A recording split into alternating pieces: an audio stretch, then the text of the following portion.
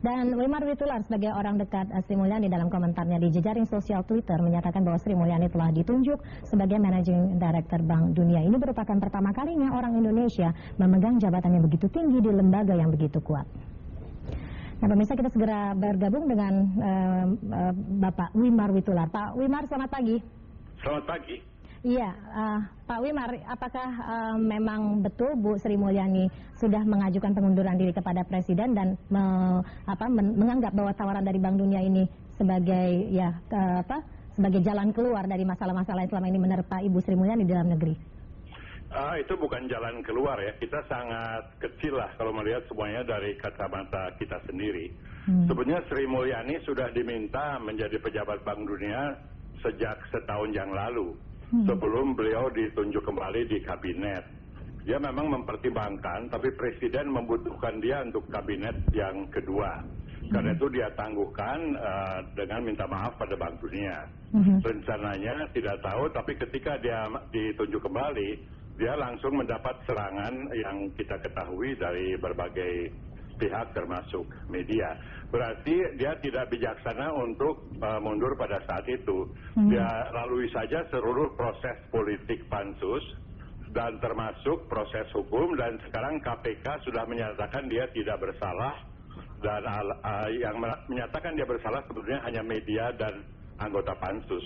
Jadi dia sudah clear, dan Bank Dunia meminta lagi sekali lagi karena jabatan Managing Director itu nomor 2 setelah Presiden itu harus diisi 1 Juni. Nah, tadi saya dengar Mas Tommy ditanya apa dia mendaftar atau tidak. Ya, salut pada Mas Tommy yang tidak mengatakan dia mendaftar, sebab memang tidak mendaftar. Bahkan jabatan ini dicari oleh suatu search committee, suatu katakanlah headhunter di seluruh dunia. Dan mereka selalu menuju pada Sri Mulyani karena Sri Mulyani didukung oleh negara besar Cina dan Amerika dan Eropa. Jadi sangat kuat. Jabatan ini adalah yang terpenting karena menangani negara-negara middle income. Negara miskin ditangani bekas menteri Nigeria, negara kaya ya nggak ada karena bukan anggota Bank Dunia. Jadi jabatan yang sangat penting, sehingga waktu ditanya lagi dan Sri Mulyani menunggu sudah clear di KPK, lalu dia meminta izin pada Presiden.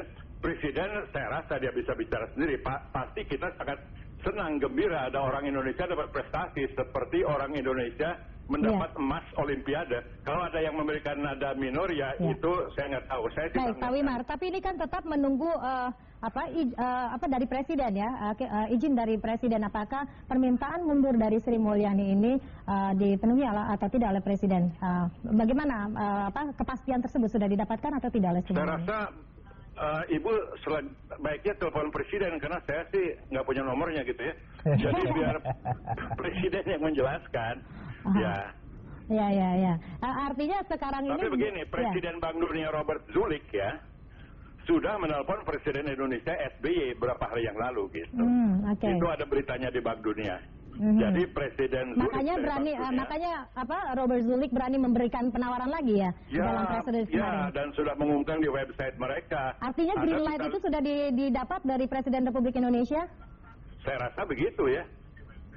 Jadi Juni ini kita tidak akan bersama Menteri Keuangan lagi, Sri Mulyani, begitu Pak Wimar? Ya, kecuali kita ikut ke Washington ya. Atau mungkin Anda ingin juga menanggapi soal ini?